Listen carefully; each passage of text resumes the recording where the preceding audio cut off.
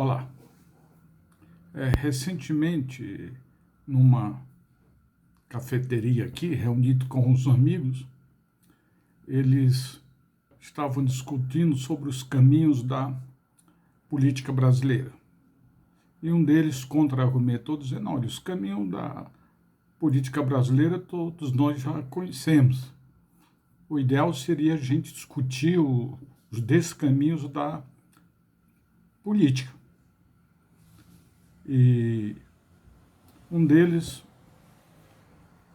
virou para o meu lado e perguntou, por que você não produz um vídeo sobre os descaminhos da política brasileira? Eu só sorri para eles e deixei que a conversa se prolongasse, voltei para casa e eu comecei a pensar na solicitação. E de repente achei que poderia ser interessante. É por isso que eu estou produzindo esse vídeo para discutir os descaminhos da política brasileira. Vejam só, os descaminhos. Não vou ficar falando daquilo que as pessoas acham que a política fez bem, porque isso é uma obrigação da política. Mas eu vou partir do pressuposto de que nós tivemos mais descaminho do que encaminhamentos bons da política brasileira. E eu queria então começar pelas diretas já, que nós vamos fazer até um contraponto em relação a esse movimento que foi o movimento das diretas já. Então, esse movimento, ele queria eleições diretas para presidente da República, já que tinha havido eleições diretas para os governadores de estado e a oposição, na época, o MDB, já havia feito governadores em praticamente todos os estados brasileiros, 3 ou 2 que não foram do PMDB. E aí começou o movimento de rua pelas diretas já. E, ao mesmo tempo que havia esse movimento de rua, o parlamento brasileiro também começava a se movimentar para eleições diretas. E uma emenda Dante de Oliveira, essa emenda foi encaminhada pelo Dante de Oliveira, cujo objetivo era já, no ano de 85, haver eleições diretas já. Mas, infelizmente, essa emenda não foi aprovada e a eleição teve que ser feita pelo Colégio Eleitoral em 1985. 2 chapas concorreram, a do Paulo Maluf contra a do Tancredo Neves. Paulo Maluf pela Arena, Tancredo Neves pelo PMDB. O Paulo Maluf teve 180 votos e o Tancredo 480. O Tancredo ele não pôde assumir em virtude de uma doença grave que foi acometido e Sarney assume no lugar dele porque ele vem a falecer. O Tancredo falece. O Sarney, como vice-presidente da República, assume. Alguns diziam que quem deveria assumir era o presidente da Câmara Federal, mas no fim terminou um consenso sendo o Sarney, ele assume. E aí o Sarney ele chama uma assembleia, constituinte para redigir a nova Constituição. O Sarney, então, ele tinha direito a 6 anos na presidência, mas ele negociava 5 anos, embora muitos quisessem 4 anos. E aí ele disse que não. E para aprovar os 5 anos dele na Constituição, ele passou a conceder canais de televisão para o estado da Bahia, estação de rádios para vários estados. Ele é acusado de compra de voto para conseguir o mandato de 5 anos. E, no fim, ele consegue que a Constituinte aprove 5 anos para ele e futuramente mais 4 para os que viessem, o Sarney chama, ao chamar essa Assembleia Constituinte, então ela aprova uma nova Constituição, Ulisses Guimarães, no plenário do Congresso, anuncia a nova Constituição, ela é promulgada e ela passa a ser conhecida como Constituição cidadã. No governo do Sarney, ele procurou congelar preços e salário através de vários planos, primeiro o plano cruzado, depois o plano cruzado novo, o plano Bresser-Pereira, depois ele decreta moratória, o Brasil devia muito no exterior e não podia pagar o principal da dívida mais os juros, ele decreta moratória e só paga o principal da dívida, não paga os juros. Então, o governo do Sarney foi um governo muito perturbado, foi um descaminho de todo o processo político no período dele, acusação de compra de voto, a briga pelos 5 anos, os planos dele e dos seus ministros da área econômica não deram certo, a inflação galopante, e aí então vem as eleições diretas. A primeira eleição direta são mais ou menos 20 candidatos, era para ser 21, mas o Silvio Santos não teve sua candidatura aprovada pelo Superior Tribunal Eleitoral, e nessa eleição, no fim, termina indo para o segundo turno o Lula e o Fernando Collor de Mello. Fernando Collor de Mello faz toda a sua propaganda em cima daquele jovem bonito, daquele jovem sadio, daquele jovem que praticava esporte, daquele jovem que pilotava jet ski, daquele jovem que montava, daquele jovem que corria Cooper nas redondezas de Brasília, embora já saiba que ele teve um apoio de marketing muito bem feito, o programa de televisão foi muito bem feito, né? Ele então se apresentou como um homem jovem, moderno e principalmente por caçador de marajá. Ele dizia que havia muitos marajás no país e que ele seria o caçador de marajás. E aí era uma referência a alguns funcionários públicos, né, como caçador de marajá. O Collor, então, ele é eleito, né, e a sua ministra da Fazenda é a Zélia Cardoso de Mello, e a Zélia Cardoso de Mello, ela pratica um confisco, né, congela os preços de salários, e ela confisca a poupança e dinheiro da conta corrente, deixa um mínimo de dinheiro de conta corrente e um mínimo de dinheiro na poupança. Ela tinha como objetivo que a pessoa, ao ficar com ao ficar com pouco dinheiro, eles não iam demandar produtos no mercado. E aí os produtos cairiam de preço por causa da falta do consumidor.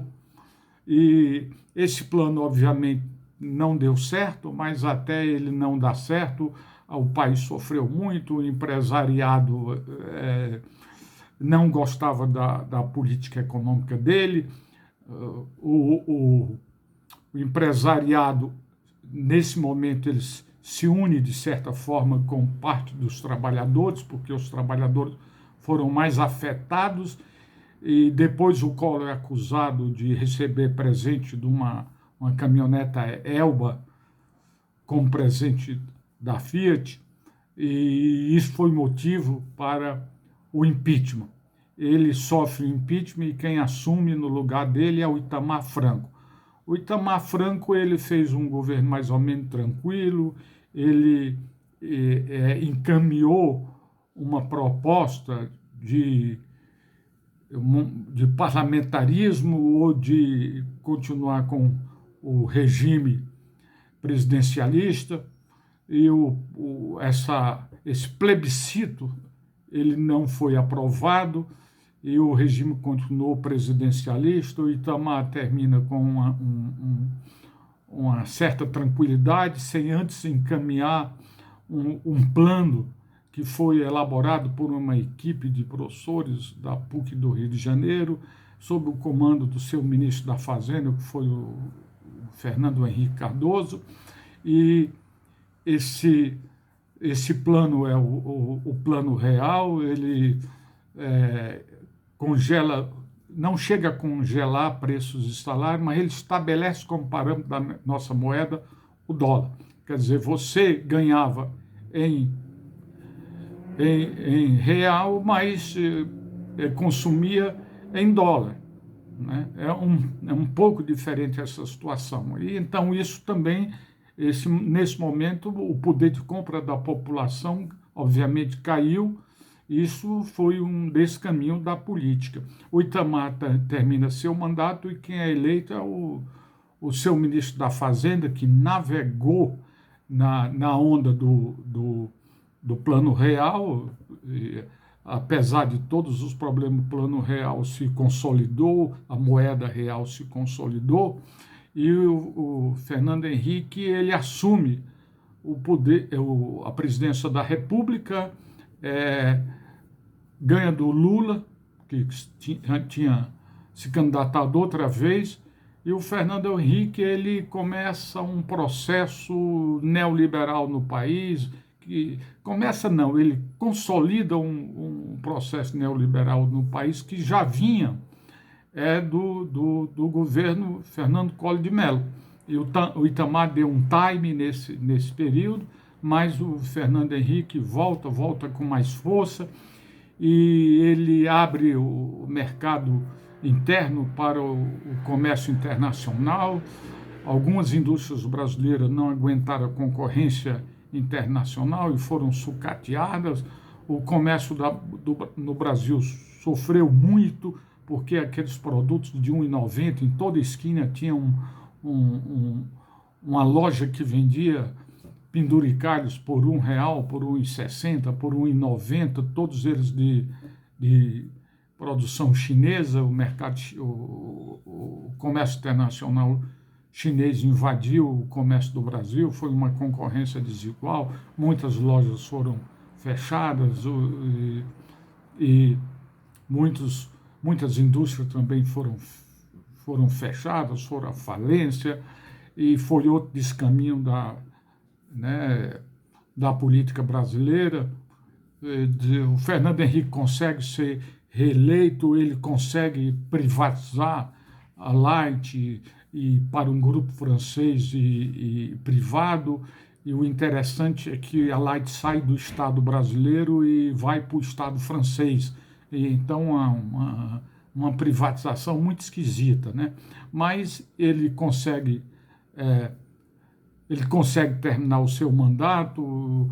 O déficit das contas nacionais já estava elevado, o Tesouro Nacional não tinha praticamente mais recurso, ele teve que pedir dinheiro emprestado nas últimas horas do seu governo para os bancos internacionais.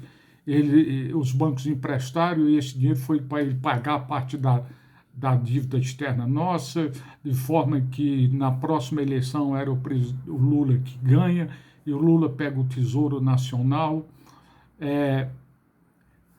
praticamente zerado.